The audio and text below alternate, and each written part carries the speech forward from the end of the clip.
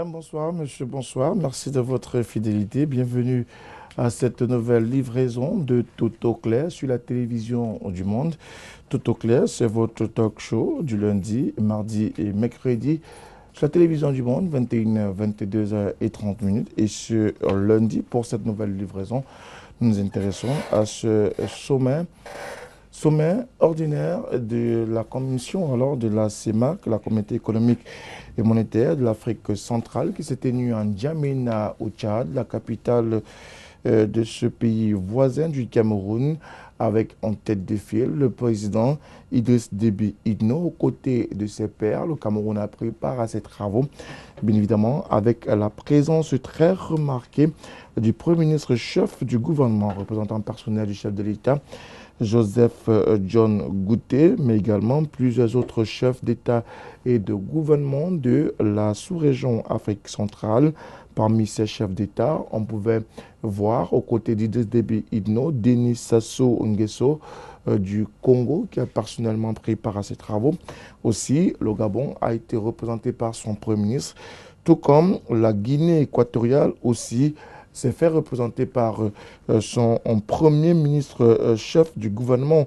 Ces travaux ont tenu en haleine ces hommes d'État, mais également des travaux qui, pour la plupart, ont porté sur le développement de la sous-région Afrique centrale. Il a principalement été question de parler d'économie, de la libre circulation, de la relance de plusieurs projets dans cette sous-région Afrique centrale, projets qui ont du mal à décoller. Mais pourquoi ces projets ne décollent-ils pas véritablement? Qu'est-ce qui constitue le goulot d'étranglement? Les chefs d'État sont-ils le problème, ou alors simplement les politiques gouvernementales implémentées dans chacun de ces pays de la sous-région Afrique centrale? Nous ne manquerons pas d'y revenir dans le cadre de Tout au clair de ce lundi sur la télévision du Monde. D'ailleurs, cette rencontre s'est tenue ce dimanche, a cristallisé les attentions dans l'ensemble de la sous-région Afrique centrale, puisque plusieurs résolutions étaient attendues, et on reviendra également sur ces résolutions qui n'ont pas manqué de retenir notre attention, tout comme l'attention de plusieurs acteurs avertis de la scène politique et même de la scène sous-régional, ceux-là qui essayent de voir ce qui marche, ce qui ne marche pas, pourquoi ça ne marche pas et comment faire en sorte que ça marche pour les prochains jours et les prochaines années. Nous en parlerons dans le cadre de Tout au clair de ce soir. On fera le tour de ce sommet, et l'une des annonces fortes issues de ce sommet nous fait savoir que le Cameroun va abriter la 15e session de cette conférence des chefs d'État et de gouvernement de la Communauté économique et monétaire de l'Afrique centrale. Donc, il faut le dire, le président Paul Biya va recevoir ses pairs en qualité de président de cette session ordinaire de la CEMAC, qui devra se tenir dans les tout prochains mois dans notre pays, précisément dans la capitale politique du Cameroun, Yaoundé. Voilà donc le menu de cette édition de Tout au clair de ce jour. Tout au clair, c'est une émission interactive. Vous pourrez nous envoyer vos contributions, mais également nous apporter vos éléments contributifs qui nous permettent de pouvoir échanger avec vous et avec nos experts sur le plateau. Question de davantage meubler ce cadre d'échange, ce cadre de débat sur la télévision du Monde, lundi, mardi et mercredi, dès 21h, et c'est jusqu'à 22h30 minutes. Dans quelques instants, ce sera la présentation du panel. Mesdames, Messieurs, bonsoir. Bienvenue une fois de plus.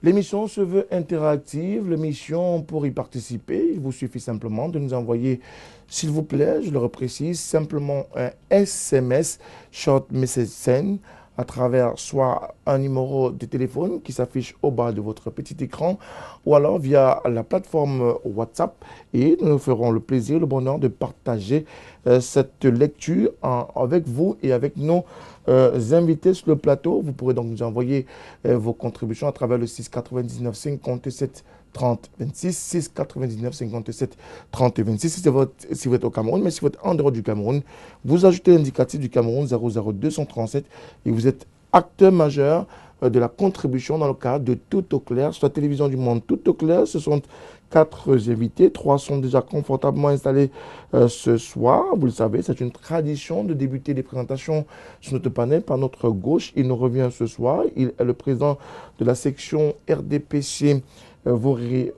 OJRDPC Voré 2 et il nous retrouve ce soir encore après la belle et grande célébration de ce 34e anniversaire du RDPC à Douala 2e. Charles Elisan, c'est son nom. Bonsoir, Monsieur le Président. Bonsoir Frédéric, bonsoir Thierry, bonsoir Jean-Baptiste, bonsoir à tous les Camerounais qui nous suivent ce soir. Merci à vous. Belle fête au stade d'Agobert Fampou. Oui, non, au-delà de la fête, il y a d'abord eu le séminaire régional du 16 mars passé, où il fallait renforcer la connaissance et la formation des militants. Et il y a eu le geste de rétrocession de l'hôpital de Newbel aux populations, surtout au ministère de la Santé, par l'honorable Onakono. Et le dernier jour, le 24 mars, c'était la célébration de la fête à travers les discours des jeunes, des femmes et des hommes. Merci à vous d'être là ce soir. En face, 2 autres messieurs, Jean-Baptiste Ketuaten, qu'on ne présente plus, membre du mouvement africain pour la nouvelle indépendance et la démocratie, le MONIDEM, très connu de la place politique. Jean-Baptiste, bonsoir. Bonsoir, M. Moutomé. Bonsoir à vos téléspectateurs. C'est toujours un plaisir de partager un moment d'échange en votre compagnie. C'est nous qui sommes au MONIDEM heureux et reconnaissants d'avoir été invités pour partager nos points de vue sur une question aussi importante que la communauté de destin qui nous lie, nos peuples d'Afrique centrale. Merci à vous. À côté, notre consultant, Thierry Niopé, qu'on ne présente plus. Thierry, bonsoir. Bonsoir Frédéric, Jégué Roland, bonsoir aux autres copanélistes, bonsoir à tous les téléspectateurs que nous suivent avec beaucoup d'entrain ce soir, une fois de plus. Nous espérons être rejoints dans quelques minutes par le docteur Louison Essomba qui nous a rassuré qu'il sera des nôtres ce soir. On espère partager également ces moments de réflexion, d'échange en sa compagnie. Mais pour planter le décor, Thierry Niopé, c'est à vous que revient toujours l'honneur de planter le décor, question de mettre au niveau et au parfum tous les téléspectateurs qui nous regardent chaque soir, lundi, mardi, mercredi, sur la télévision du monde. Alors, un 14e sommet de la CEMAC avec des chefs d'État, 2 principalement, et les autres se sont fait représenter. Oui, la seule représentation, pour moi, qui aurait eu de sens, aurait été celle du président gabonais, Ali Bongo Ondimba, dont l'état de santé est assez décadent. C'est vrai qu'on a salué les efforts qui ont été faits par la communauté pour accompagner le Gabon dans ce processus, en fait, pour accompagner le président gabonais dans ce processus de rétablissement. Fort heureusement, il revient progressivement sur le feu de l'action politique, mais le chef de l'État camerounais s'est fait représenter par le Premier ministre. Vous l'avez souligné fort à propos. On ne sait pas pour quelle raison, mais cela est également de son droit. Et on sait en même temps qu'il est assez absentéiste lors des sommets internationaux, même sur le plan africain, même quand la communauté de destin, comme l'a souligné Jean-Baptiste tout à l'heure, est fortement mise sur la table. Alors que sa présence en tant que père, et surtout celui qui devrait accueillir le 15e sommet fort de ce que, vous savez que la présence est tournante, malheureusement il s'est fait représenter. On ne sait pas si c'est parce que le Rassemblement démocratique du peuple camerounais célébrait son 34e ou le 34e anniversaire de sa création, mais une chose est sûre, les travaux ont été bien menés. Vous avez certainement le rapport ou le communiqué final qui a été dressé au terme de cette rencontre fort suivie. On espère simplement qu'on aura le temps de déblayer le terrain tout à l'heure et de revenir sur les différentes résolutions, mais pourquoi pas sur les chantiers qui attendent le président Biya. Cette fois-là, on est convaincu qu'il sera obligé d'être là parce que cela se tiendra au Cameroun. Donc, on reviendra peut-être sur les défis qui attendent la CEMAC, notamment autour de la taxe communautaire d'intégration qui n'est toujours pas formalisée au niveau des États de la CEMAC, parce que pour l'instant, seul le Gabon et le Tchad se sont essayés. C'est une taxe quand même qui devrait permettre à la communauté de recueillir pratiquement près de 100 milliards, donc 99,7 milliards selon les chiffres évoqués jusqu'ici. Elle tourne autour de 57 milliards grâce à ces à ces deux pays-là, alors que les autres continuent à piétiner le pas. Il y a, par exemple, la boucle ferroviaire qui devrait relier ces différents pays. Donc, le processus n'a pas encore abouti.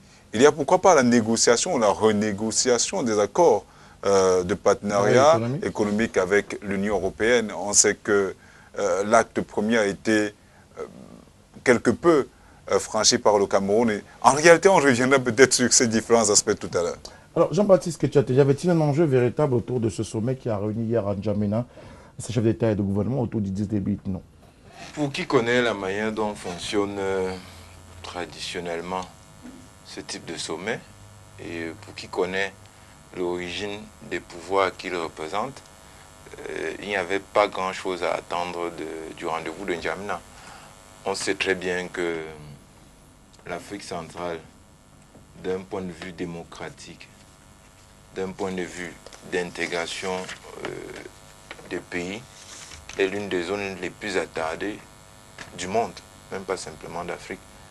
C'est l'une des zones où les systèmes sont extrêmement en retard, bloqués, agoutés sur d'extraordinaires privilèges qui empêchent les peuples désireux de se mettre ensemble et de progresser ensemble, de réaliser un dessein qui est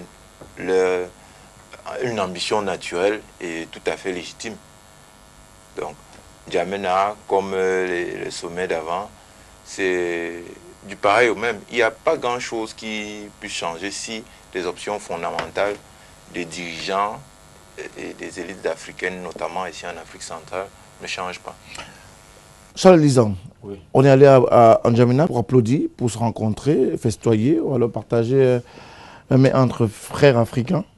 Non, je ne pense pas. Il faut d'abord dire que le sommet de N'Djamena est la suite logique du sommet extraordinaire tenu à Yaoundé en décembre 2016, convoqué sous l'impulsion du président Paul Biya, lorsqu'il y avait ce relan-là de dévaluation du franc CFA. Vous savez que c'est lui qui avait fait venir le chef d'État de la sous-région, il a fait venir Christine Lagarde, patron du FMI, il a fait venir le ministre des Finances de l'époque, qui était Michel Sapin, qui sont arrivés à Yaoundé. Il fallait donc débattre de ce problème de la redévaluation du franc CFA ou pas. Et comment renégocier maintenant les accords de partenariat économique entre la France, notamment le Trésor français, et la Banque des États de l'Afrique centrale. Maintenant, le sommet de N'Djamena, qui s'est tenu dernièrement le 24 mars, n'était que la suite logique dans la continuité de ce qui s'est dit des résolutions de Yaoundé. Donc, le président Paul Biya a été l'impulseur de ce sommet-là. Maintenant, est-ce que à N'Djamena, on ne peut pas, après une rencontre extraordinaire, je dis bien extraordinaire de Yaoundé en 2016, se retrouver 3 ans plus tard à N'Djamena et parler d'un sommet où il a passé par dire non, puisqu'on nous n'avons qu'à regarder les résolutions. Au niveau des résolutions, il fallait mettre en place effectivement le passeport biométrique CEMAC, qui avait fait la libre circulation des personnes dans la sous-région.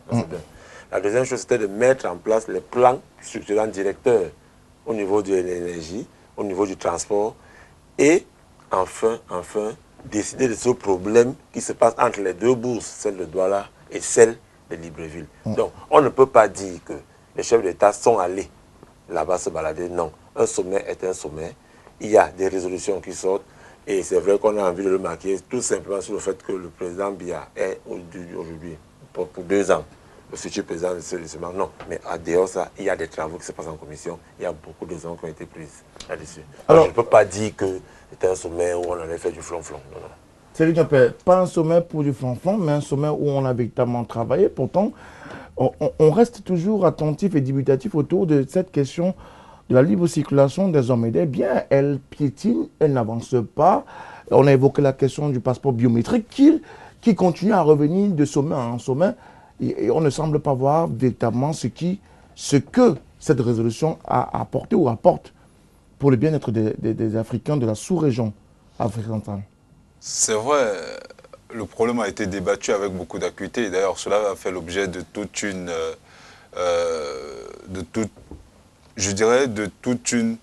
résolution au cours de cette rencontre.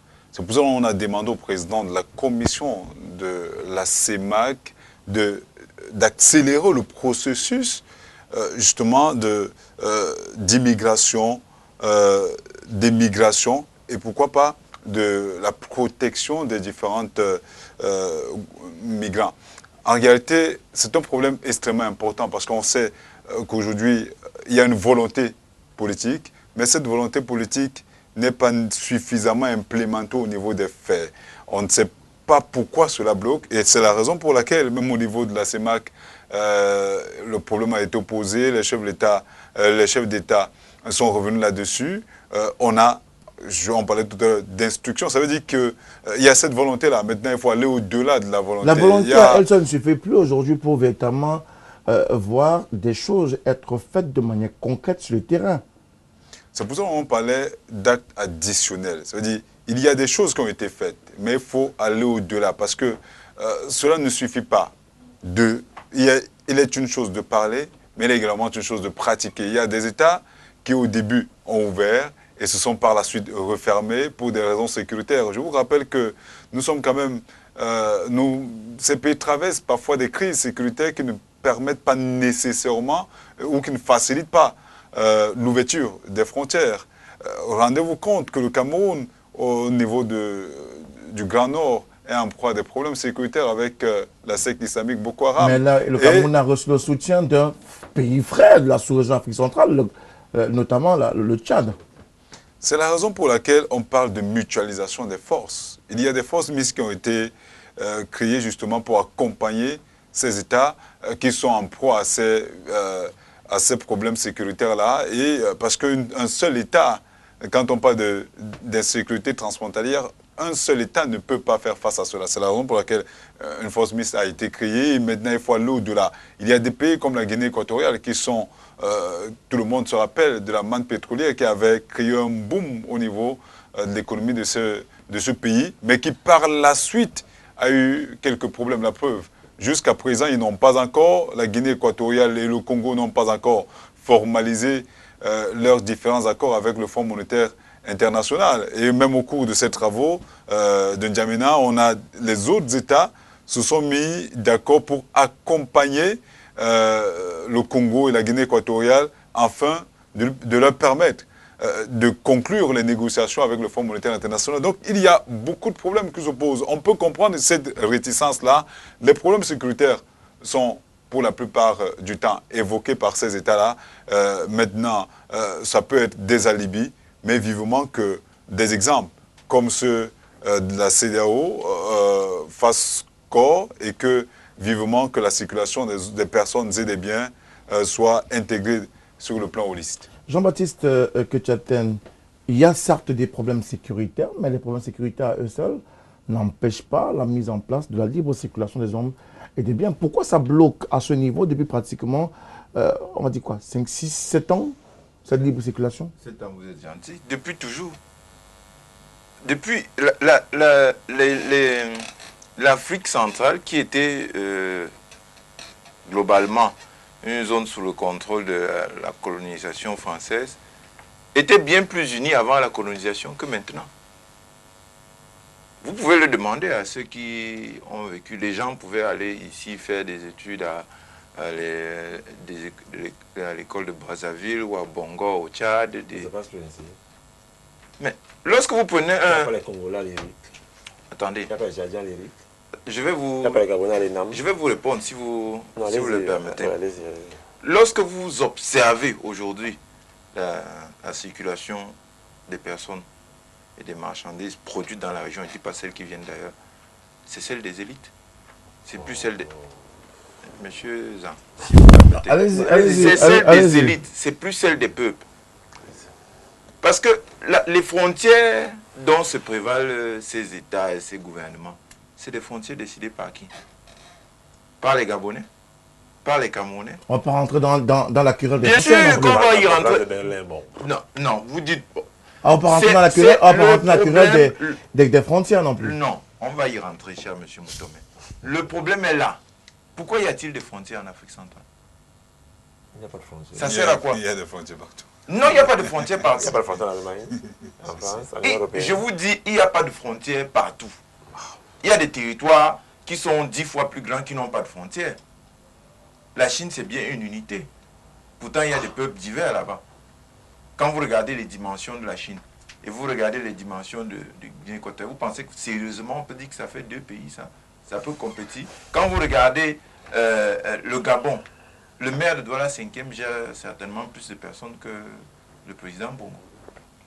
Vous voulez que ça fasse aussi un pays et que ça puisse aller à la Pour compétition. l'instant, de toutes les façons, c'est construit comme un pays. Donc, Non, on c'est doit le considéré- conseiller comme tel. C'est considéré comme un pays parce que les gouvernements et c'est une partie de l'élite Donc, de votre point de vue, c'est les gouvernements et une partie de l'élite qui bloquent- confisquent, qui bloquent. oui, qui bloquent l'intégration du peuple, qui bloquent leur volonté de commercer, de travailler, de vivre ensemble. Vous n'avez qu'à voir, quand l'essor de la Guinée équatoriale a commencé d'un point de vue économique, de nombreux jeunes techniciens camerounais se sont rendus là-bas sur des chantiers de construction de la Guinée, dans les marchés, etc. Mais à quoi est-ce qu'on a assisté au fur et à mesure que le temps passe? À des expulsions sauvages, violentes. Chaque fois qu'il y a le moindre problème, on les ramasse comme des malpropres, on va les jeter à la frontière, on ferme la frontière pendant des mois sans souci pour les pauvres petits commerçants qui ont transporté des tomates, je ne sais pas moi, de Foumotte pour aller vendre sur des marchés à Bata ou à Malabo. Quand un panier de tomates part de Foumotte pour Djamena, il passe combien de frontières, de contrôle? Quand un cultivateur espagnol finit de cultiver ses légumes, il veut aller vendre au nord de la France, vous croyez qu'il est autant contrôlé? Oui, oui, oui. Alors, Non, monsieur Zan, soyons sérieux. Vous ne pouvez pas en même temps revendiquer le leadership, etc., etc., et nous expliquer que 1 an, 2 ans, 3 ans, 10 ans durant, on parle d'une question comme les bourses de Douala et de Libreville. Comment est-ce qu'on peut on va revenir sur la question des bourses tout à Comment est-ce l'heure. qu'on peut expliquer qu'on mette beaucoup de temps à résoudre des problèmes qui sont très simples? Alors, on reste sur cette libre circulation. Certains observateurs pensent que le problème est davantage lié aux égoïsmes des différents États, les 6 États qui constituent la communauté économique et monétaire de l'Afrique centrale. Oui, je voudrais, avant, permettez-moi, je voudrais faire comprendre qu'on ne peut pas être en train de vouloir construire quelque chose et être encore en train de vouloir diviser au même moment. Si vous allez à l'EMIA, à Yaoundé, vous verrez toutes les nationalités africaines et même européennes. Si vous allez à l'IRIC, vous verrez toutes les nationalités. Si vous allez à l'ESTIC, vous verrez toutes les nationalités. Il y a même des écoles à vocation sous-régionale que la CEMAC a créées. Donc, maintenant, je voudrais dire ici que il est clair que l'instinct naturel voudrait que chacun se préserve d'abord avant de s'ouvrir à l'autre. Il faut d'abord renforcer la cohésion nationale avant de s'ouvrir à la cohésion interrégionale. Donc, on peut comprendre qu'en certain moment, avec le boom des prix du baril de pétrole, que le pays producteur, dont l'économie est essentiellement basée sur le pétrole, avait à un moment donné bloqué les frontières. Et aujourd'hui que les prix ont baissé, ils sont obligés de les rouvrir. Et c'est là où nous Mais pourquoi bloquer les frontières alors qu'on parle d'intégration sous-régionale, alors qu'on parle de développement autour de cette région? La plus grosse association au niveau des États dans le monde qui a à peu près réussi, c'est l'Union européenne. Et vous verrez que même à l'Union européenne, il y a ce problème où il y a les États riches, les États qui ont une économie stable et qui avance, qui doivent faire de la solidarité pour tirer les États qui sont moins qu'eux. Et c'est de ça qu'il s'agit. Il y a eu un problème qui s'est posé en Europe, on appelait le maçon romain. Parce qu'on se disait que ceux des pays de l'Est, la Roumanie, la Bulgarie, la Hongrie, étaient de la main-d'œuvre qui venait dans les pays dits de l'Ouest, la France, l'Angleterre, l'Allemagne, et venaient comme ça là grignoter la main-d'œuvre locale qui pouvait aussi travailler dans le bâtiment et dans les grosses infrastructures. Ce problème existe partout. Le plus important, c'est que chaque pays se focalise sur ce qu'il sait faire et en s'ouvrant, ne pas... En fait, il y a un savant mélange qu'il faut savoir faire. Est-ce que le fait de s'ouvrir fera en sorte que M. Moutomé, qui est un excellent journaliste, perd son travail? Parce qu'il faudrait que le Tchadien, qui est aussi journaliste, vienne prendre sa place. Non. Il faudrait donc qu'on fasse un savant mélange et le Tchadien et M. Moutomé en profitent des fruits, des retombées de la croissance. Et je vais aller par là, M. Tchadien. C'est pour vous dire qu'il y a quand même des avancées. On part d'un taux de croissance à 0,2, à 1,5, à 2,5, et on envisage entre 2020 et 2021 3,8. C'est une courbe qui croît. On va de 24 millions d'habitants à 61 millions d'habitants aujourd'hui. On parle avec un taux de démographie de 2,9. Je tiens à vous dire que d'après le dernier rapport de la Banque mondiale, d'après le dernier rapport du Club de Paris, du Club de Londres, l'Afrique centrale, si toutes les contingences sont mises en place, si toutes les directives sont respectées, c'est le futur foyer dans les 15 ans qui arrivent de l'explosion financière dans l'Afrique. Même la CEDEAO, qui a une avancée considérable sur la CEMAC, ne nous verra pas. Donc maintenant, je peux vous rejoindre maintenant là, en parlant par exemple des politiques. Quand je parle des politiques, pas de la politique en termes d'institutions, mais des politiques, ceux-là qui sont chargés d'animer cette politique, qui parfois de temps en temps ne comprennent pas où est-ce qu'il faut aller. Alors, je voudrais qu'on ne s'attarde pas sur cette problématique. Elle n'est pas la seule qui a été discutée. On comprend qu'il y a des avancées qui ont été mises en place sur... N'oublions pas du port de Douala pour N'Djamena. Avec combien de sur de la route. Mais Nous sommes d'accord. Nous sommes... Alors, permettez à Thierry de couper la poire en deux et pour peut-être permettre à ce qu'on puisse comprendre. On a lu dans certains journaux parus la semaine dernière, la veille de ce sommet-là, que 600 camions étaient bloqués sur le corridor Douala-N'Djamena-Bangui. Pourquoi? Est-ce que cela rentre dans, malheureusement, cette libre circulation qui a du mal à véritablement être implémentée dans la sous-région Afrique centrale? Donc, quand je dis contrôle, c'est des contrôles de corruption. Non, c'est le contrôle de police. Quand même. En réalité, les camions qui ont été bloqués, vous savez qu'il y a une convention qui lie les trois pays, une convention qui date, je crois, de 1979, qui pour l'instant, permet quand même aux trois États de commercer sans véritable difficulté. C'est vrai que les questions sécuritaires se sont posées avec beaucoup d'acuité ces derniers temps. C'est la raison pour laquelle, pour aller de Douala à Bangui, il faut nécessairement parfois, une fois la partie camerounaise aboutie, à partir de Galaboulaye, se fait escorter du côté de Bangui à cause justement de ces problèmes sécuritaires. C'est la raison pour laquelle il y a eu ce retard au niveau du commerce entre ces deux pays, mais pas nécessairement parce que la volonté étatique ou la volonté des chefs d'État n'avait pas été mise en branle. Ce sont des questions de sécurité qui ont entraîné tout cela. Maintenant, au-delà de ces questions de sécurité, je vous rappelle par exemple que le port de Douala n'est plus tellement sollicité.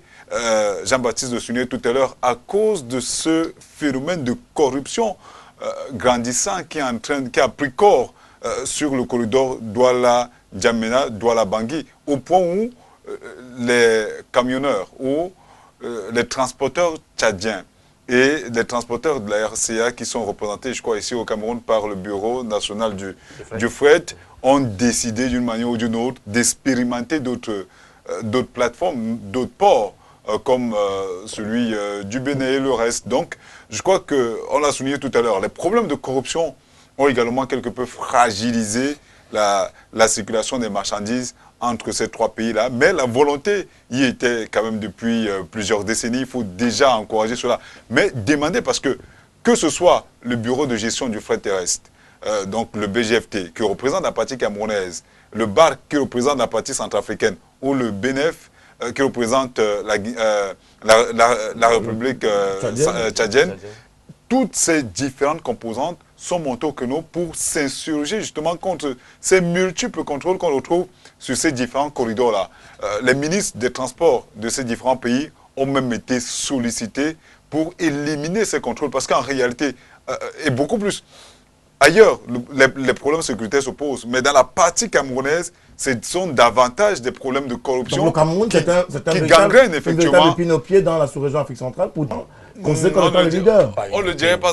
Non, ce n'est pas le Cameroun en lui-même, mais ce ne sont même pas des politiques, ce sont des hommes qui mettent en mal cette libre circulation-là. Et c'est la raison pour laquelle on avait interpellé les ministres des Transports. Où est passé le passeport biométrique CEMAC? À ce niveau, justement, au cours de la rencontre de N'Djamena, on a demandé au président de la commission de la CEMAC d'intensifier justement... C'est la énième fois qu'on demande d'intensifier. Finalement, intensifier pour intensifier, on n'aboutit pas à des résultats probants, concrets. C'est la raison pour laquelle je crois qu'on parlait, si je prends l'une de ces résolutions, on parlait par exemple de l'application de l'acte, ça je l'ai souligné tout à l'heure, de l'acte additionnel portant suspension de visa à tous les ressortissants. Donc il y a cette volonté-là. Maintenant, il faut amener les États à aller au-delà. Il faut amener les États à comprendre la nécessité de cette libre circulation des personnes et des biens. Il est fondamental de le faire parce que, peut-être on parlera de la monnaie tout à l'heure, on ne peut pas véritablement faire échange quand on est dans ces conditions-là parce que il est plus facile il est plus facile de commercer quand on est sur le même diapason. Il est plus facile de commercer quand on peut quitter d'un endroit à un autre sans qu'il y ait des goulots d'étranglement. Mais pour l'instant, les volontés y sont. Vous vous rappelez qu'il y a des ministres, que ce soit du côté du Gabon, que ce soit du côté de la Guinée équatoriale, qui avaient sorti des notes, des communiqués pour dire que l'accès au visa communautaire est ouvert et qu'il est désormais facile, à partir de sa simple carte d'identité, de faire des opérations. Mais sur le terrain, on a vu que cela s'est quelque peu heurté aux difficultés. C'est la raison pour laquelle ces États avaient évoqué les questions sécuritaires. C'est pour ça qu'on demande à ce qu'il y ait cette synergie de force pour peut-être éradiquer de manière définitive ces goulots d'étranglement-là. Il y a de la corruption, il y a des questions sécuritaires.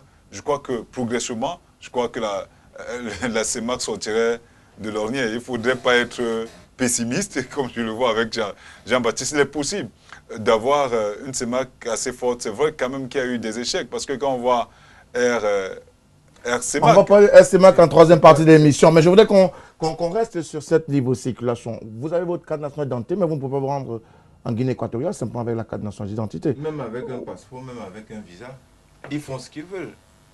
Nos compatriotes, parce qu'il faut le dire, c'est pratiquement le même pays. Ils font ce qu'ils veulent. Même quand vous avez des visas, lorsqu'ils décident d'expulser les... Parce que lorsque nous parlons, monsieur Niopé nous parle de pessimisme, nous parlons de la réalité.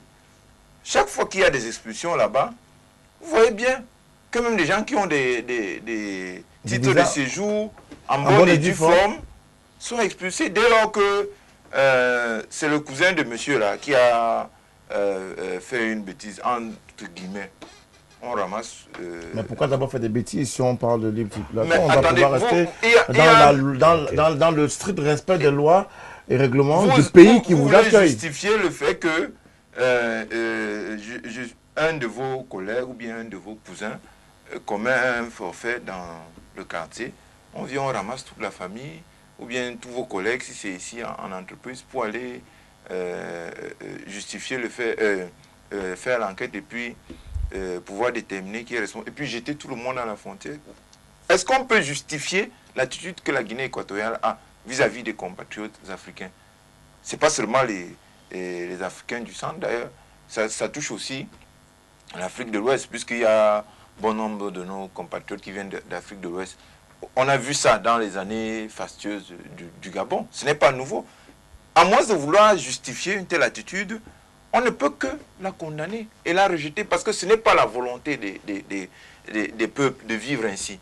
Ça ne se fait pas même d'ailleurs dans nos traditions africaines que pour un différent avec X, qu'on incrimine toute sa tribu, tout son pays ou tout son village. Tout à l'heure, quand je présentais la situation, les autres invités ont semblé dire que nous exagérons. Bon. Le camarade de M. Zhang, qui s'appelle Christophe Eken, président de la Chambre de commerce, il y a quelques jours, ici, lors du Cameroun Business Forum, où le gouvernement rencontre des entrepreneurs du secteur privé et les entreprises en général, puisque même les entreprises du secteur public, a donné une statistique. Il y a eu plusieurs statistiques qui ont été distribuées ce jour-là. Mais je voudrais vous rappeler une. 300 000 tonnes de perdus ces derniers mois par le fret du port de Douala, donc les zones de transit de marchandises, port de Douala, 300 000 tonnes de perdus à cause des tracasseries, de la corruption que le gouvernement du RDPC crée aux entrepreneurs. Ça, c'est pour le transit uniquement de nos compatriotes centrafricains et tchadiens.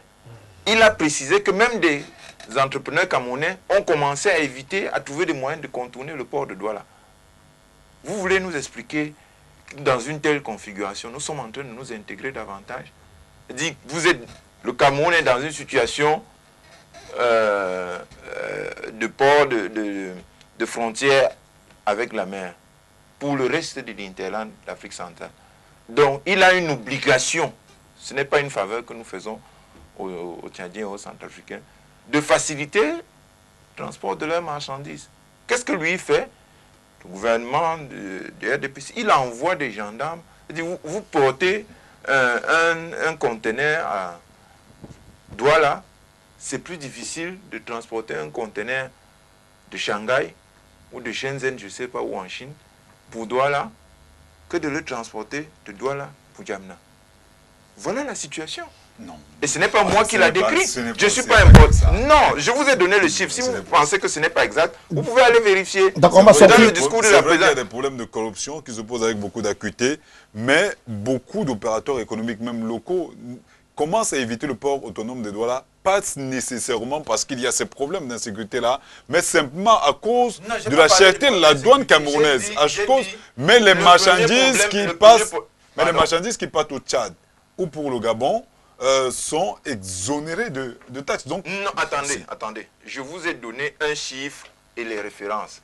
Et je vous ai, parce que si c'est le problème de l'insécurité que l'on veut traiter, la réponse est toujours dans les décisions politiques. Parce que c'est les mauvaises décisions politiques qui créent l'insécurité. Alors, on va sortir Parce que de- toutes ces guerres-là que nous avons en Afrique centrale, ça ne tombe pas du ciel. On va sortir de cette question de la libre-échange avec M. Zan, certainement, qui aura des éléments à apporter, puisqu'on a reconnu qu'il y a pas mal de choses qui continuent à freiner cette mise en place effective de cette intégration sous-régionale et même de cette libre circulation. Comment faire définitivement pour en sortir? Est-ce qu'il faut que les États sortent de leur sursaut d'orgueil et que de vraies politiques soient mises en place? Non, mais comment faire définitivement? Il faut d'abord que le Camerounais qui quitte Mbalmayo et qui va là à N'Djamena aille sur de la route. Il faut bien qu'il y ait un chemin de fer. Il faut qu'il y ait. C'est pour ça que lors des derniers sommets, on a accentué, on a donné un ordre formel au gouverneur de la BEAC de doter la BDEAC des fonds qu'il lui faut. Les fonds nécessaires, les fonds qu'il lui faut pour financer tous les projets structurants et intégrateurs. Ça veut dire qu'il faudrait que le chemin de fer qui doit quitter Mulundu pour le Congo doit être effectif. La route qui doit quitter Douala pour Libreville doit être effective. Donc, il faut d'abord cela, ça c'est deux.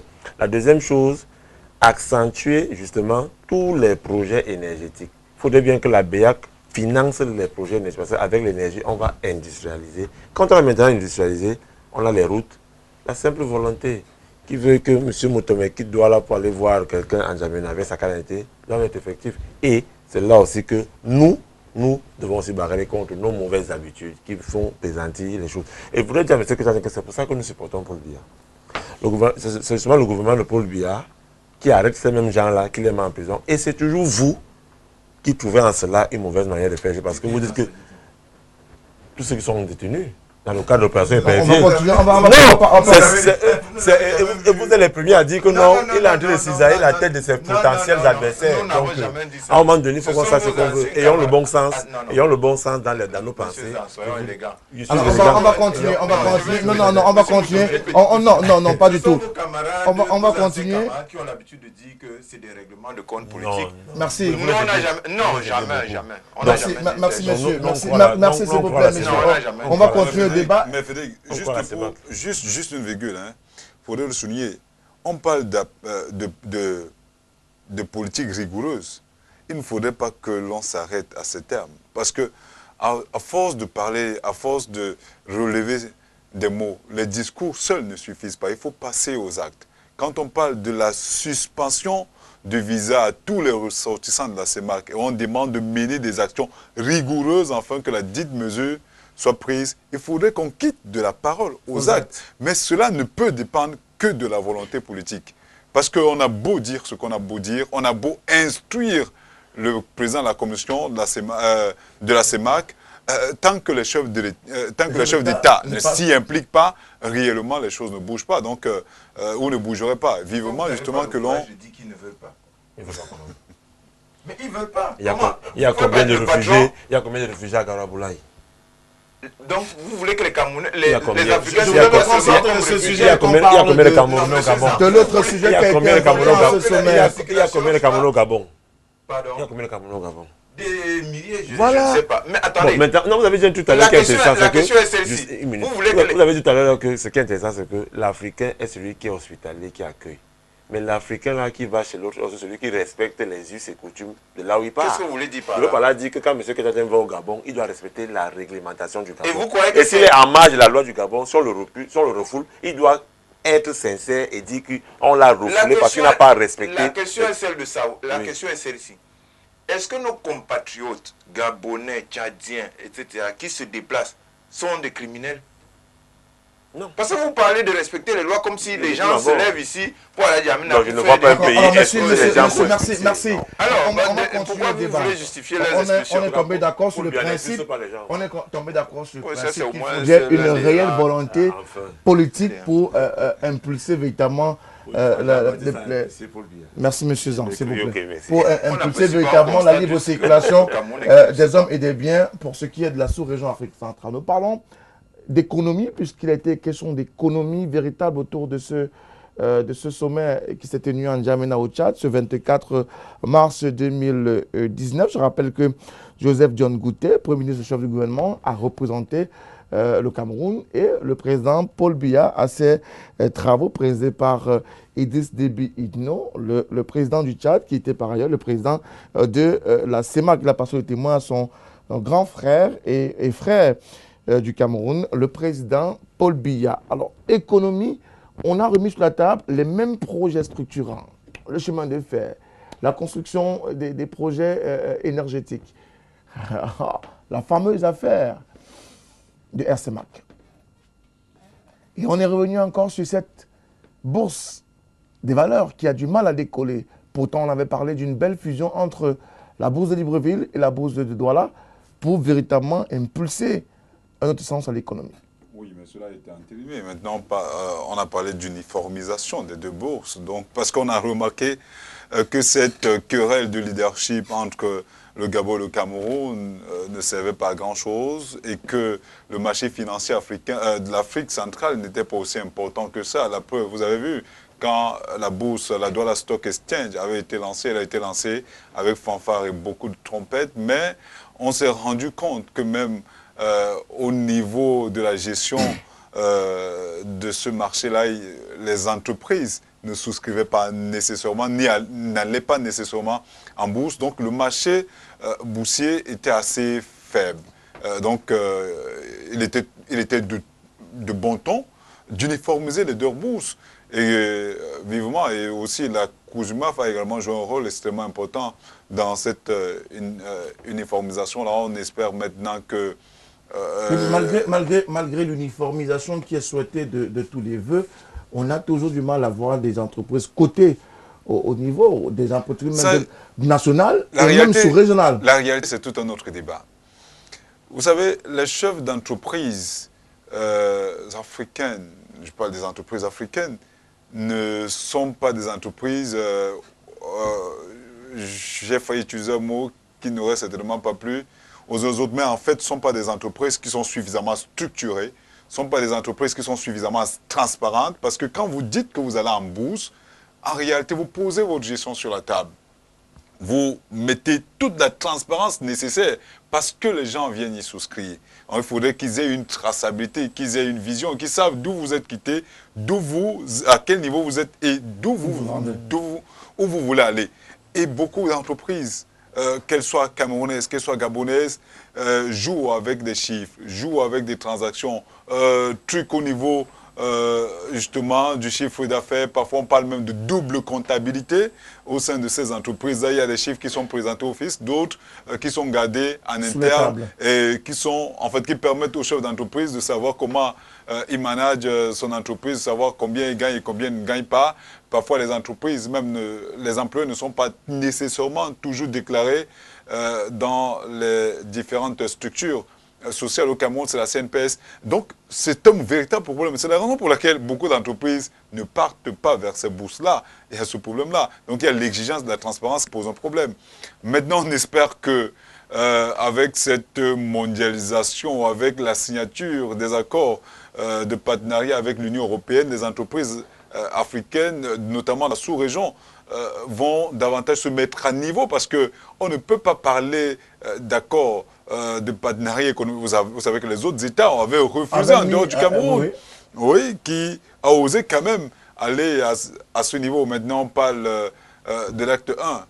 Et c'est à partir justement de ce qui a été proposé au Cameroun que les autres, que les autres pans de ces accords-là pourraient être abordés. Et il y a des experts qui ont été commis justement pour essayer de travailler à ce niveau et proposer, discuter avec l'Union européenne sur les mécanismes susceptibles d'être mis en place pour permettre d'avoir justement un accord ou des accords de partenariat économique avec la CEMAC. Vivement que ce dossier évolue et que d'ici à là, que les autres pays y souscrivent. Il y a beaucoup d'autres aspects. C'est complètement en déphasage avec votre façon de penser. On a une économie, on l'a relevé, et Thierry le disait tout à l'heure, qui est faible, malheureusement. On a du mal à décoller en Afrique centrale. Pourtant, on a de grands viviers, de grandes niches de richesse. Pourquoi ça ne décolle pas en Afrique centrale? Parce que les dirigeants ne le veulent pas. Ils ne sont pas chargés de développer leur pays. Ils n'ont pas la volonté de le faire. C'est une exigence des populations de voir les pays développés. C'est pour ça que dès le départ, je vous ai dit que le problème dans cette région, c'est que on est dans un système qui est contre la volonté populaire. Nous avons dit que la situation est même bien plus grave qu'avant la colonisation. Parce que c'était l'Afrique équatoriale française et le Cameroun avec un seul dirigeant, un gouverneur,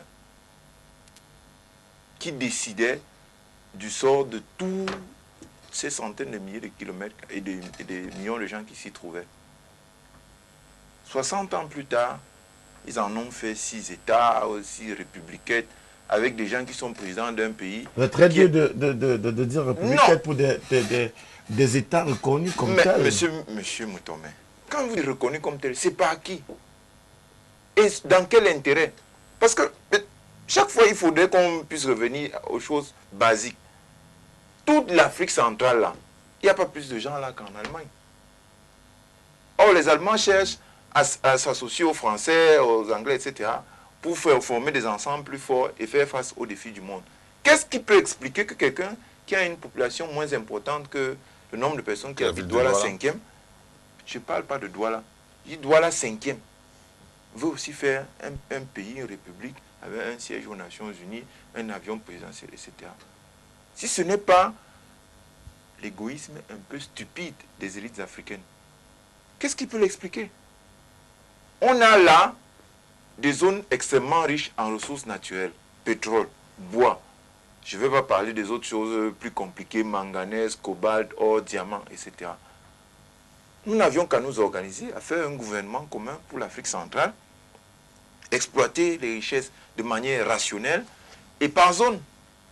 C'était prévu dans les premières discussions de la CEMAC. Le Cameroun, à l'époque, avait un peu saboté parce que, pour des raisons politiciennes, il n'en voulait pas. Avant que les choses soient plus stables, avant que le pouvoir de M. Aïdjo soit plus stable, il était assez opposé à cela. Mais c'était prévu. Si vous demandez aux gens qui ont les archives de la CEMAC, ils vont vous dire que c'était prévu que qu'il y ait des pôles industriels spécialisés, coton par exemple, pour la partie septentrionale du Cameroun est déjà spécialisée, le Tchad, avec des zones agro-pastorales, la foresterie, l'exploitation du pétrole, etc. Qu'est-ce qui peut expliquer que on ait du pétrole là, dans le golfe de Guinée, et que chacun veuille faire sa raffinerie. Parfois, comme au Cameroun, on a des raffineries qui ne raffinent même pas le pétrole qu'on a pompé ici. Pareil pour SMA. Qu'est-ce qui peut expliquer qu'on ait 10 compagnies qui ne fonctionnent pas bien? Qu'est-ce qui peut expliquer qu'il n'y ait pas un chemin de fer, qu'on puisse prendre le train ici, là, le soir à Douala, et se réveiller le lendemain à... N'Djamena. Plus loin Ou un peu encore. plus loin. Qu'est-ce qui peut l'expliquer? Qu'est-ce qui peut expliquer que notre énergie, les barrages, on dit que le potentiel hydroélectrique du Cameroun est le second plus important en Afrique, semble-t-il. Pourquoi ne pas faire des barrages qui vont servir à toute l'Afrique centrale, du moins c'est la zone CEMAC, avant d'aller un peu. Pourquoi est-ce que le Cameroun et le Gabon ont fait 2 bourses alors que l'économie de toute l'Afrique centrale même est largement insuffisante pour faire vivre vraiment une bourse à l'échelle du monde? On a des élites, des responsables d'État qui prennent des décisions qui sont contraires aux intérêts des populations. Il faut pouvoir le constater et dire que c'est une mauvaise voie dans laquelle nous devons nous désengager. Nous devons sortir de là pour penser résolument à former ici un embryon des États-Unis d'Afrique. C'est-à-dire qu'il y a un gouvernement central qui peut siéger à Bangui parce que c'est une zone, c'est un peu le centre de l'Afrique, que ce soit la capitale de la zone, et que Douala soit la capitale économique d'où on impulse le développement industriel de toute la région de l'Afrique centrale, au lieu d'avoir des chefs d'État qui se promènent de capitale en capitale, chaque jour ils prennent des résolutions. Et on a vu une scène un peu cocasse à Djamena, où un président dit au ministre, soit vous nous mettez en prison, soit c'est nous. Est-ce que c'est sérieux ça? C'est pas sérieux. Il faut que les Africains passent à une étape plus sérieuse de la gestion de leur destin en commun. Et non pas ces simulacres comment ils appellent ça, de sommets de chefs d'État qui n'en sont même pas. Alors, Charles Lison, économiquement, est-ce que la sous-région Afrique centrale est viable pour tenir l'ensemble des projets qui ont été initiés, ces projets énergétiques, ces grands projets structurants, notamment la construction de chemins de fer qui pourraient relier le Cameroun et tous les autres pays africains? Quand on parle du principe de ce que le Cameroun est toujours considéré comme étant le leader de l'Afrique centrale, et même ce projet d'aviation, pourtant, dans chacun de ces pays, on retrouve une compagnie nationale aérienne. Bon, je tiens à dire que dans macrocosme, il y a microcosme. C'est-à-dire, il ne peut pas y avoir de cohésion régionale ou sous-régionale sans qu'il y ait une cohésion nationale.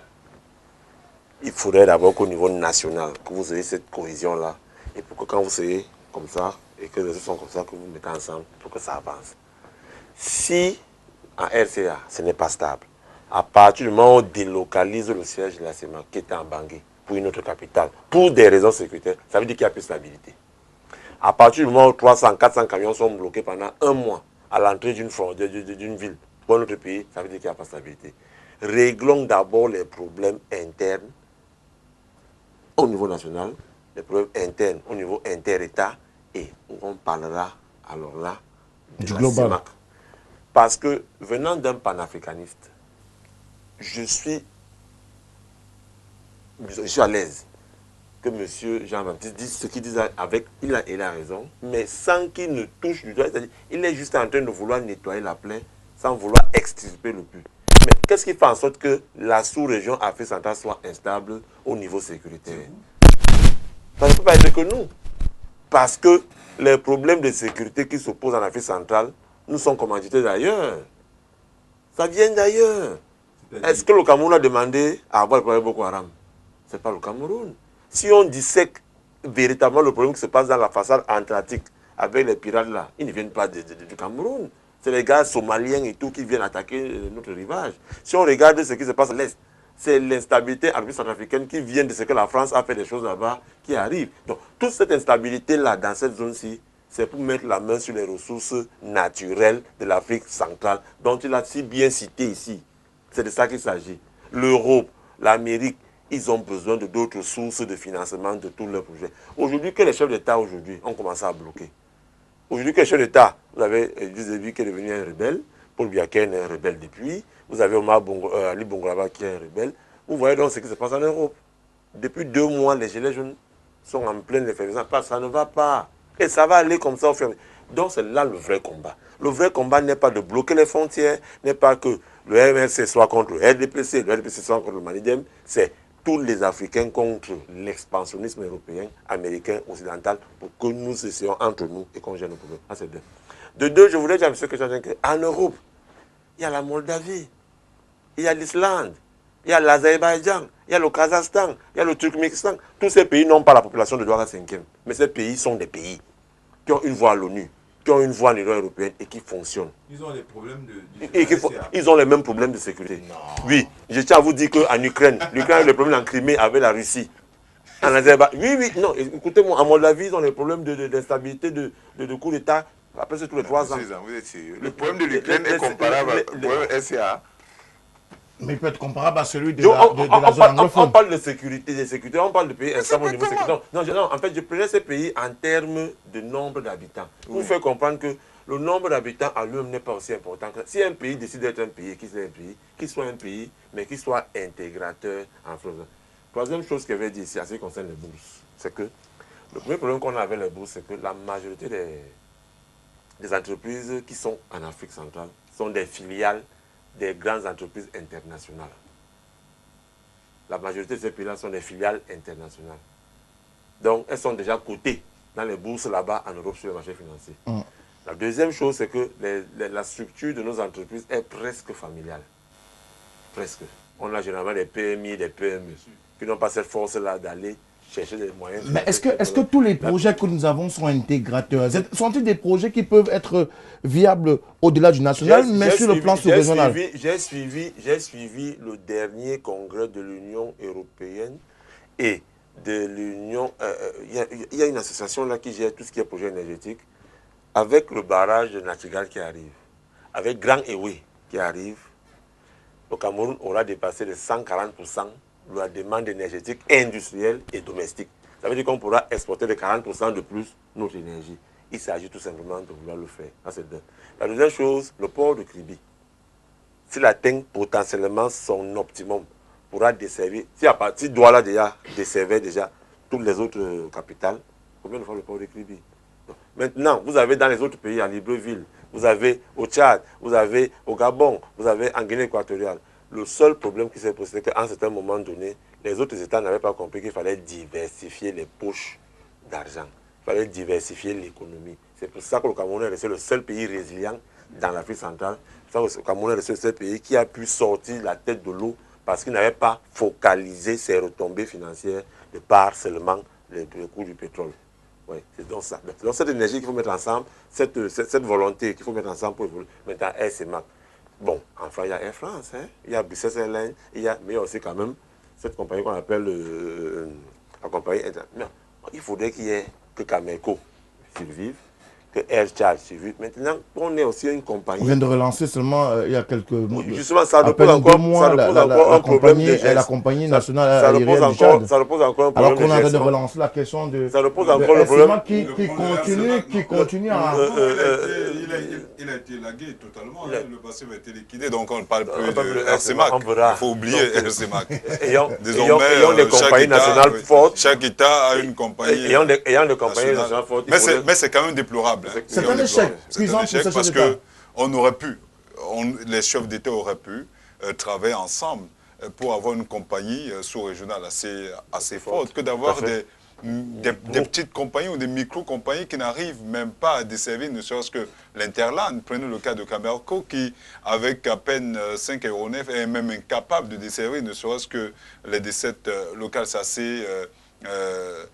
C'est assez pitoyable quand même. Tout le monde se rappelle quand même que sous le président Aïdjo, avec Air Afrique, c'était quand même cela. On se rappelle quand même que la compagnie, c'était la Camer, avec son combi. Quand il atterrissait à Roissy-Charles de Gaulle, on savait effectivement que le Cameroun vivait. Où est partie toute cette volonté étatique-là? C'est pour cette raison qu'on parlait tout à l'heure des hommes. Et c'est la raison pour laquelle eux-mêmes ont souligné qu'il faudrait une fois de plus, ce sont des recommandations. Ils disent au président de la commission de la CEMAC d'intensifier, de réfléchir sur des sources alternatives de financement des économies de la sous-région. Parce qu'ils ont compris, effectivement, on parlait de résilience tout à l'heure, seul le Cameroun a réussi à être résilient par rapport aux autres économies de la sous-région. Il faudrait effectivement que les autres comprennent. Par exemple, que l'agriculture peut être une source incommensurable de production. En Guinée équatoriale, par exemple. Non. Vous savez, vous voyez bien que la Guinée équatoriale repose essentiellement, exclusivement sur la manne pétrolière, sur les ressources naturelles. Par contre, l'agriculture, tout le monde sait que la terre ne trompe pas. L'agriculture est un levier extrêmement important dans le développement des États. On a commencé à expérimenter ce genre de choses dans à l'époque, l'agriculture. le chef de l'État Idjo avait dit, avait beaucoup travaillé à ce niveau. Aujourd'hui, on parle d'agriculture de seconde génération, mais sur le plan des faits au Cameroun, par exemple, ce n'est pas également ça. Vous vous rappelez de l'affaire des tracteurs on ne va pas rentrer dans la querelle des tracteurs. On ne rentre pas là-dessus. Deux petites précisions par rapport à ce que M. Zahan dit tout à l'heure en réplique. Non, c'est pas une querelle entre Non, non, c'est pas une querelle. C'est que les téléspectateurs puissent bien comprendre. Parce qu'il est allé à la conclusion qui peut laisser penser qu'on est d'accord sur la question de notre indépendance. Quand vous dites qu'il y a des petits pays en Europe, Islande, vous avez cité l'Islande, Luxembourg, oui, oui, avec 300 000, 500 000 personnes peut-être en Islande, ce n'est pas un exemple comparable. Parce que l'Europe, si vous permettez, l'Europe globalement, c'est un territoire protégé par des grandes puissances que sont la France, qui sont des puissances nucléaires, la Grande-Bretagne, les États-Unis. L'Occident, c'est un château fort. On ne peut pas s'attaquer. Vous ne pouvez pas vous lever comme Sarkozy l'a fait, aller bombarder la Libye. Vous ne pouvez pas le faire. Donc, eux, ils n'ont pas besoin d'unité comme la Guinée équatoriale a besoin d'unité. Parce qu'eux, ils ne sont pas un pays colonisé récemment. Non, non, permettez. Oui. La deuxième chose, le problème de l'instabilité. Parce que vous dites là, il y a le problème de l'instabilité des guerres, il faut d'abord qu'on résolve ça. C'est le contraire qu'il faut faire, cher monsieur. Qu'est-ce qu'il faut faire? C'est le fait d'intégrer nos pays, de leur donner un destin commun, de leur donner un travail, une mission à faire. Quand vous avez un mur à construire, vous n'avez pas le temps de vous chamailler. Parce que ce qui se passe en RCA, qui se passe partout, c'est la faillite d'un certain type d'État. Non, il faut être sérieux là-dessus. Parce que même les emplois dont vous parliez tout à l'heure, même les emplois dont vous parliez tout à l'heure en disant que les gens vont là-bas pour chercher de l'emploi. Comment vous pouvez expliquer que dans une zone comme l'Afrique centrale, où tout est abattu, les gens soient au chômage? Alors, donc c'est le contraire qu'il faut faire. On est allé au-delà d'une minute. On va créer du travail pour tout le monde. Alors, des téléspectateurs nous a écrit, bonsoir, le plateau, je vous prie de ne pas laisser égarer le monsieur du RDPC. Quand on a un problème crucial comme l'intégration sous-régionale et qu'il évite de comparer leur inertie, vous du RDPC, à la CEDEAO, qui est un exemple parfait d'intégration sous-régionale. La CEMAC est à l'âge de la pierre taillée comparativement à la CEDEAO. C'est M. Roland Nkolbison à Yaoundé qui nous envoie ce SMS. Malgré l'insécurité au nos eaux, donc à savoir le nord-ouest et le sud-ouest du Cameroun, et au nord, le port de Cotonou est plus prisé que celui de Douala par les importateurs du Tchad et même du Cameroun, sans oublier ceux de la Centrafrique. C'est un autre Camerounais qui nous envoie ce SMS. Alors, un autre Camerounais nous envoie un SMS en demandant à M. Ketchatin et à M. Charles Elisan de se respecter et davantage de respecter ceux qui nous regardent à la maison. Alors, bonsoir sur le plateau. Pour dire simplement que le sujet est suffisamment important et qu'il faut éviter les querelles de clochers et des passions parce qu'il est question d'intégration sous-régionale. Alors, Zachary de Neubel, l'Afrique centrale est maudite. Oui. Moi, je sors de la Guinée équatoriale. J'ai vécu l'enfer là-bas parce que je suis Camerounais. C'est Zachary de Neubel, de la deuxième, qui nous envoie ce SMS. Alors, il aurait pu être plus explicite en nous disant ce qu'il a vécu en République de la Guinée équatoriale pour que nous puissions comprendre véritablement son malaise dans cette partie de l'Afrique. Bonsoir à vous sur le plateau. Merci à M.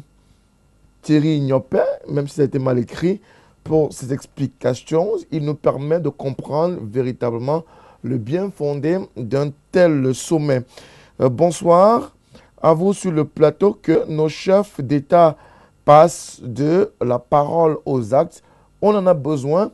On a besoin d'être comme la CEDEAO, qui est un exemple à suivre. Bonsoir à vous sur le plateau. Merci pour ce débat qui nous permet de comprendre ce qui s'est passé en N'Djamena au Tchad, même si on attend de voir ce qui va se passer au Cameroun. Concrètement, est-ce que nous pourrons nous déplacer, nous rendre d'un pays à un autre seulement avec nos cartes nationales d'identité? On a apporté précision dans le cadre de ce débat. La plupart des SMS reviennent sur la même question, à savoir si on peut se déplacer d'un pays à un autre avec simplement sa carte nationale d'identité. On a apporté les éléments de réponse dessus. Mais aujourd'hui... Bon, peut-être juste pour préciser, c'est pour cette raison qu'on continue à croire que les chefs d'État, peut-être lors du 15e sommet, vont davantage travailler là-dessus. Parce qu'on parle d'accélération. Il est question de cesser de parler et de passer aux actes. Et il parle maintenant de permettre justement à la CEMAC d'avoir des lois, et c'est pour ça qu'on parlait tout à l'heure, de cesser d'avoir des hommes solides à la tête de nos États et d'avoir des institutions solides. Parce qu'on se rend compte que les gens parlent, mais les choses n'évoluent pas beaucoup. Vous ne pouvez pas prendre votre carte d'identité ici et vous retrouver du jour au lendemain du côté de la Guinée équatoriale. Pourtant, cela est faisable et pourtant, cela est appelé de tous les vœux. Et pourtant, certaines dispositions avaient même été prises jusque-là. Et là, les chefs de l'État l'ont dit du côté de N'Djamena hier dimanche. On espère simplement, vu qu'on a demandé une fois de plus au président de la Commission, de travailler davantage et de trouver des voies et moyens pour appliquer de manière rigoureuse les actes, et notamment l'acte additionnel qui devrait concourir à ce qu'on arrive à ce niveau. Parlons toujours d'économie, qu'est-ce qui va se passer avec notre fameuse monnaie qui fait courir? Et on se souvient, hein, l'épée de Damoclès qui a pesé sur les pays africains avec cette annonce faite d'une possible dévaluation du franc CFA, principalement de la zone Afrique centrale. La question n'a pas été aussi explicitement abordée au cours de cette rencontre, la preuve. Le communiqué final qui a été rendu public ne parle pas de monnaie. Pourtant, tout le monde sait que la question de la monnaie qui se pose avec beaucoup d'acuité au sein du corps social, parce que les débats dans le landerneau politique et même dans nos chaumières sont alimentés au quotidien par cette volonté des Africains, notamment des panafricanistes qui veulent avoir une monnaie unique. Pourquoi pas à l'Afrique centrale? Pourquoi pas en fait, à tous les pays qui utilisent le franc CFA. Malheureusement, le problème n'a pas été abordé de manière explicite. On sait quand même que le président Idriss Déby a clairement souligné que le franc CFA n'est pas une monnaie qui favorise l'émergence de l'Afrique. Maintenant, vous l'avez souligné tout au long de vos propos, le Cameroun, qui est la locomotive de l'Afrique centrale, n'arrive pas à se prononcer à ce niveau. On a écouté les positions du président Ouattara, mais qui n'est pas de la CEMAC, il faudrait le souligner. Il s'est prononcé clairement pour le franc CFA. Quelle est la position du Cameroun, qui est la locomotive de l'Afrique centrale? Pour l'instant, le président Biya non, en réalité, on continue à croire. On continue à croire que de manière formelle, celui qui devrait porter cette position-là ne se prononce pas suffisamment sur la question. On arrive à vous. Il y a un ouvrage, monsieur Zan. Vous savez qu'il y a un ouvrage qui a été écrit par un éminent économiste camerounais. Malheureusement, il n'est plus de ce monde. En 1979, il parlait déjà de monnaie, servitude et liberté.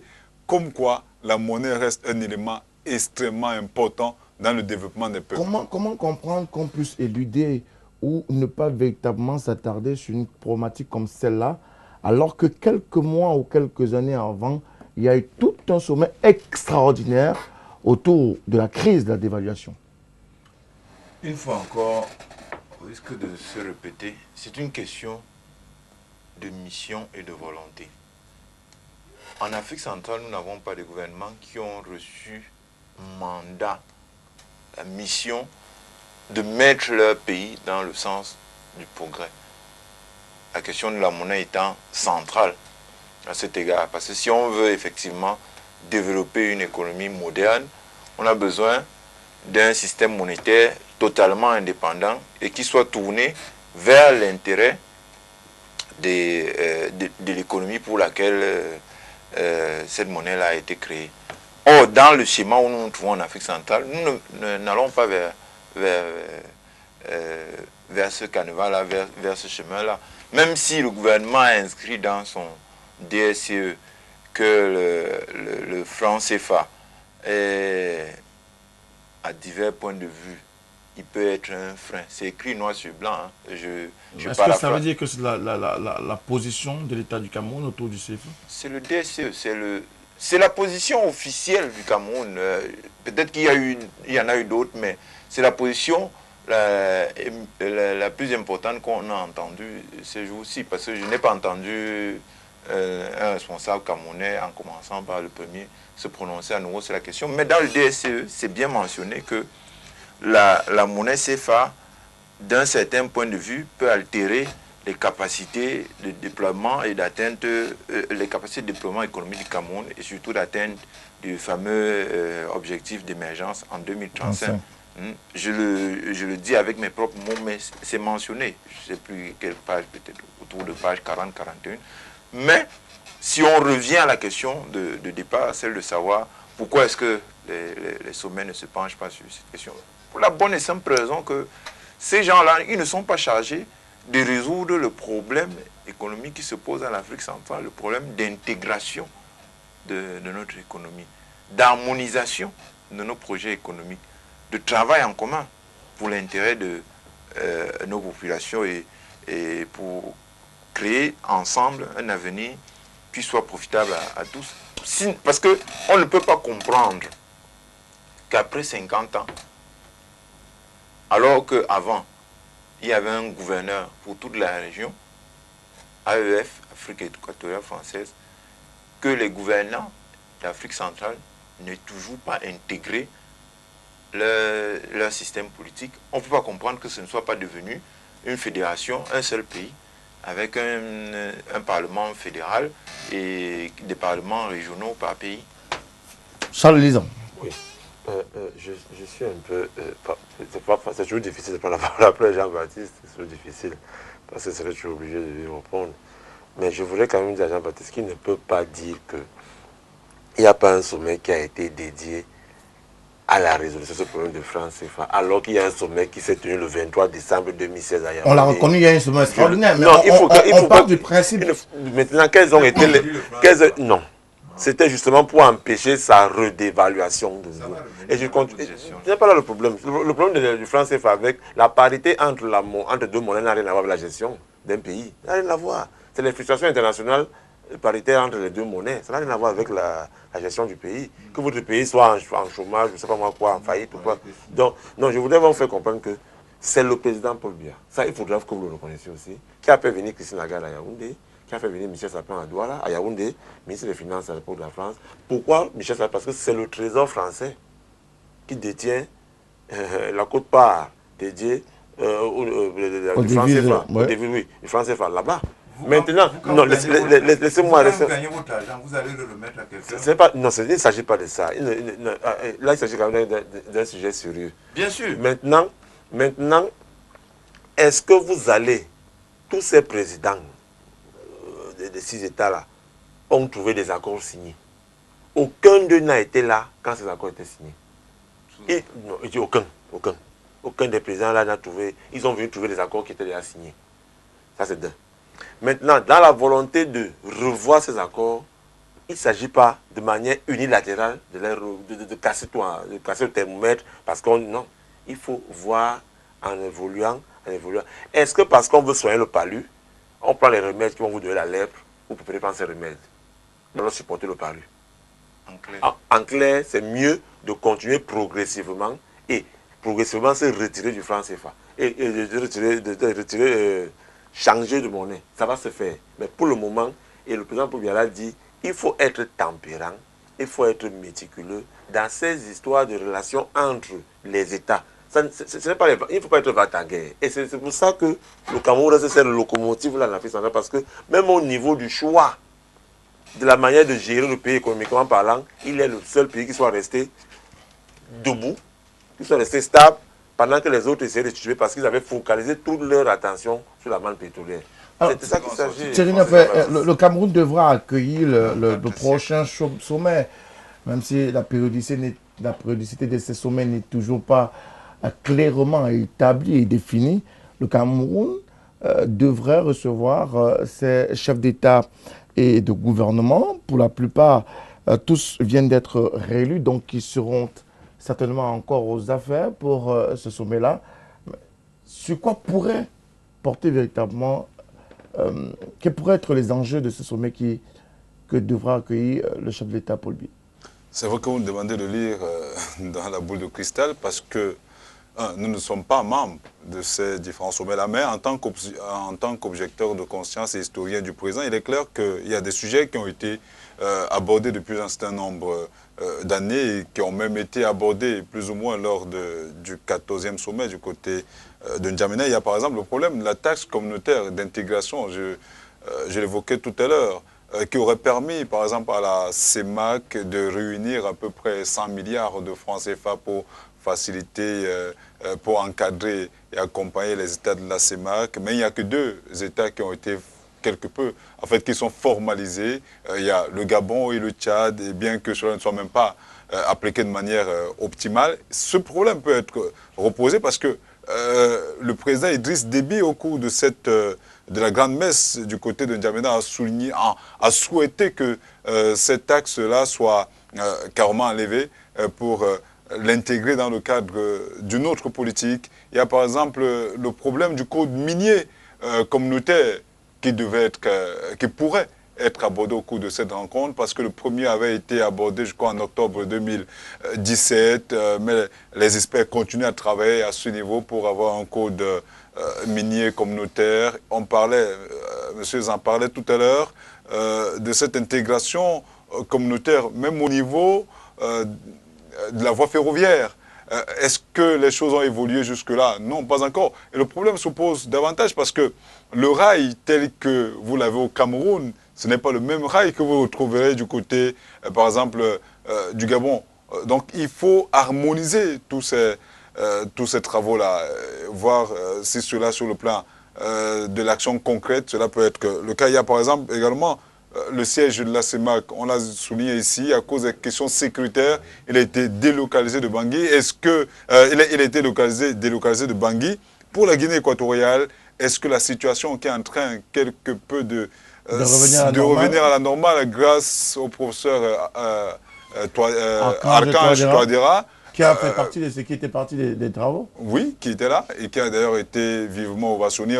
On espère que d'ici à là, cette sécurité aurait permis à la République centrafricaine d'accueillir de nouveau ce siège. Il y a beaucoup d'autres problèmes. Il y a par exemple la question des accords de partenariat économique, j'en évoquais tout à l'heure, où les discussions doivent se poursuivre. Il faut avoir, pourquoi pas, un accord de partenariat économique qui tienne compte de la sous-région, parce que pour l'instant, seul le Cameroun a quelque peu évolué à ce niveau, mais vous savez, il y a le Gabon, il y a la République centrafricaine, il y a la Guinée équatoriale et les autres qui, dans le cadre de cette dynamique communautaire-là, devraient travailler. Les experts étudient encore la question jusqu'ici. Donc, ce sont autant de questions qui pourraient être abordées au cours du 15e sommet. Sur le 15e sommet. Alors, les travaux de N'Djamena sont tenus, si je m'en tiens au communiqué final, dans un esprit de fraternité, de franche fraternité, de solide sérénité. C'est-à-dire que finalement, on est arrivé à un point où on se dit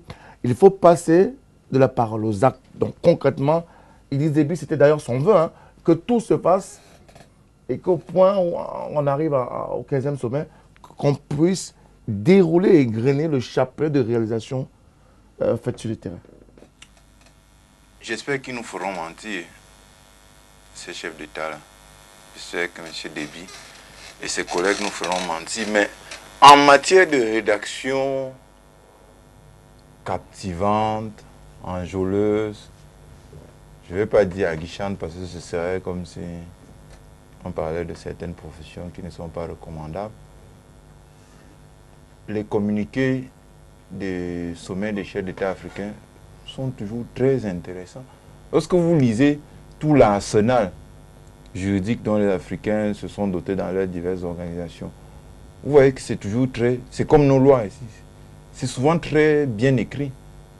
Mais dans la pratique, c'est exactement le contraire qui se fait. Et en général, quand il s'agit de beaucoup sur une question, vous pouvez être sûr que c'est une question qui va encore mettre plus de temps que vous n'auriez espéré à se réaliser. Vous pouvez voir l'exemple de la bourse. On en a parlé à un moment, tellement on a cru que c'était fini. Mais ça a mis encore 5, 10 ans, je ne sais plus combien de temps ça a duré finalement, pour qu'on en arrive là. Vous pouvez voir le cas de Air CEMAC. Ils ont eu un sommet, je crois que c'était à Brazzaville, où on en avait parlé à un point où on avait l'impression que les avions étaient en route pour venir commencer. Oui. Et puis plus rien.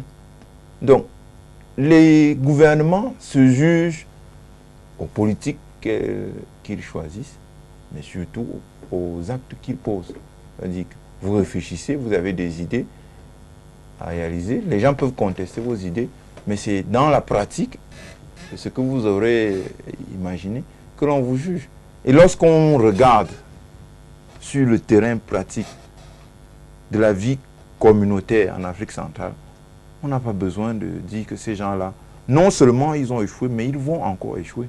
Mais une fois de plus, comme je le dis, j'espère qu'ils vont nous faire mentir, parce que nous ne sommes pas pour qu'ils échouent. Nous sommes pour que le débat s'ouvre et que les meilleures idées qui sont produites par les fils d'Afrique puissent triompher.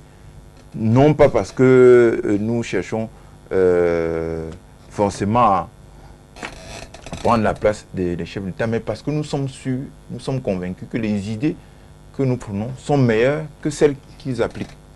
Alors, il faut appliquer les idées qui ont été émises, qui ont été posées sur la table, même si cela semble relever de l'utopie. Non, il n'y a pas d'utopie. Il y a des projets intégrateurs sous-régionaux qui sont déjà effectifs.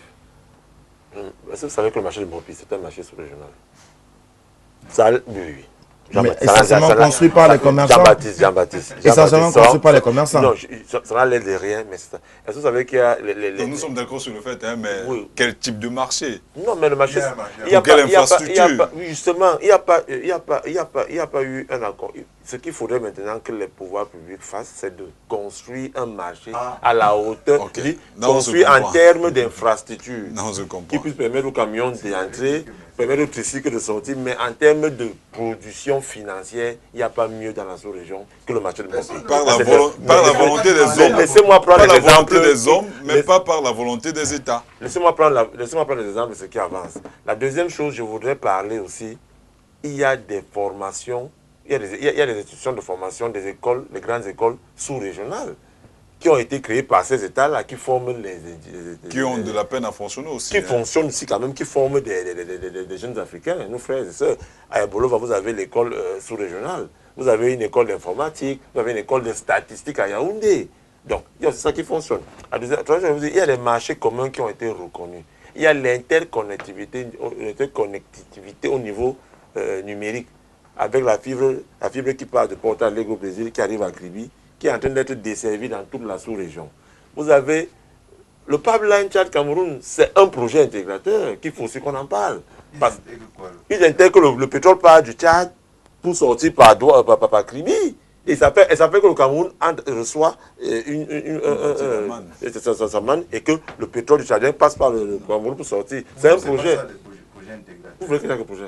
Donc, le projet est-ce qu'on va revoir le débat alors qu'on est en train de le conclure? Justement, c'est lui qui me répond. Donc maintenant, M. Jean-Baptiste, je vous donne des exemples de projets qui ont réussi. Maintenant, je suis d'accord avec vous que, il faudrait que dans un petit en termes de masse et tout par rapport aux autres, qu'il y ait deux communautés. Non. Est-ce qu'on peut arriver... Il faudrait que la CEMAC et la CEAC se fusionnent. Est-ce qui a été demandé. Est-ce qu'on peut arriver à une communauté économique et monétaire de l'Afrique centrale qui ressemble en tout point à la CEDEAO? Qui va même dépasser, selon les prévisions, qui va dépasser? Je vous ai donné les prévisions des statisticiens, qui va dépasser?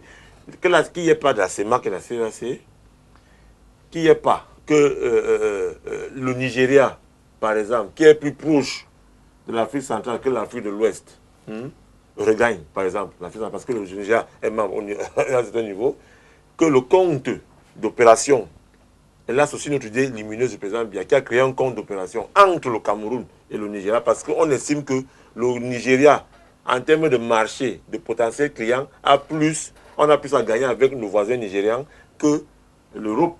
Donc, il faudrait bien réorienter tout, revoir. C'est la raison pour laquelle la monnaie est importante maintenant. Parce qu'on ne peut pas commercer avec quelqu'un avec qui on n'a pas que la la monnaie. BDEAC, la Banque de développement des États de l'Afrique centrale, ait les moyens qu'il lui faut. Maintenant, pour que cette banque ait les moyens, que les États africains, ce qui est aussi bien que la CEMAC, qui s'autofinance déjà, n'attend plus l'argent des partenaires à l'aide au développement, des amis étrangers. Maintenant, c'est notre argent qui vient et que nous tous, nous soyons. Maintenant, que la libre circulation soit effective. Et c'est effectif. Ça, je peux le dire. Maintenant, bagarrons contre les nids de corruption. Quand je vais au Sénégal, je prends ma carte nationale d'identité, j'y vais avec mon passeport. Quand je vais en Djamena, ça peut être effectif. Mais lorsque je vais au Gabon ou alors en Guinée équatoriale, c'est un autre problème. Non, ce n'est pas un exemple qui passe, c'est un fait. Et dans le métier que nous faisons, les faits sont têtus et sacrés. Alors, on va prendre ces quelques SMS pour clôturer cette émission de Tout au clair de ce soir. Bonsoir à toutes et à tous. Alors, il nous demande tous de nous référer à Dieu pour éviter qu'on ne continue à vivre malheureusement les querelles qui sont récurrentes dans la sous-région Afrique centrale, notamment RCA, au Tchad avec Boko Haram et au Nigeria, et le Cameroun qui est au cœur de toutes ces querelles-là. Alors, bonsoir à tout le panel. Il n'y a qu'au Cameroun que les décisions de la CEMAC sont respectées dans les pays voisins. Pour ne pas les citer, les Camerounais sont maltraités, marginalisés. Dans les grandes écoles au Cameroun, les étrangers y accèdent et payent les mêmes montants que les nationaux. Pourquoi?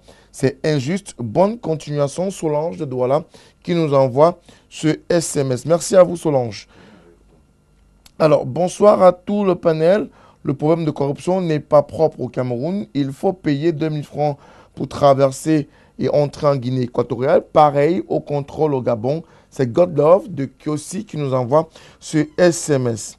Bonsoir le plateau. Le franc CFA a juste remplacé l'esclavage. Les Blancs ont remplacé la chicotte par le CFA. Comment expliquer qu'un franc français est égal à 6 francs ou 1 euro soit égal à 650 francs CFA camerounais? Je pleure. Je suis Banga Gos Jérémy à Edea, dans le département de la Sénégal-Maritime, région du littoral. Alors, Monsieur Zachary revient. Bonsoir. Note du chef de l'État de l'Afrique centrale. Nos chefs d'État de l'Afrique centrale ne travaillent pas pour nous. Ce sont les pions des Français et des autres forces internationales. Je suis parfaitement d'accord avec Monsieur Jean-Baptiste sur le plateau, Monsieur Zachary de Newbel qui est revenu ce soir dans le cadre de Tout au clair sur la télévision du monde. Dans un autre message qui nous vient, je pense, du Gabon, puisque nous avons le 240, au Gabon, la Guinée équatoriale. Bonsoir le panel. L'Afrique centrale ne pourrait jamais avoir la libre circulation. Je vis en Guinée, justement en Guinée équatoriale. On parle d'autres pays. Prenez la route entre Yaoundé et la frontière avec la Guinée. Vous verrez la mentalité de nos hommes en tenue avec la corruption. Quand vous arrêtez à la ville frontalière, ça passe. Mais nos hommes en tenue arnaquent les Guinéens et demandent 2000 francs CFA pour traverser la frontière. Comment peut-on demander à un ressortissant de la sous-région de payer un produit déjà des douanes 2 fois dans un même pays? C'est véritablement horrible. C'est Joseph qui nous envoie ce SMS. Il vit en Guinée équatoriale dans le cadre de ce programme. Alors, bonsoir. Un autre qui nous envoie un SMS à partir du 235. Je pense que c'est le Niger ou un peu à côté.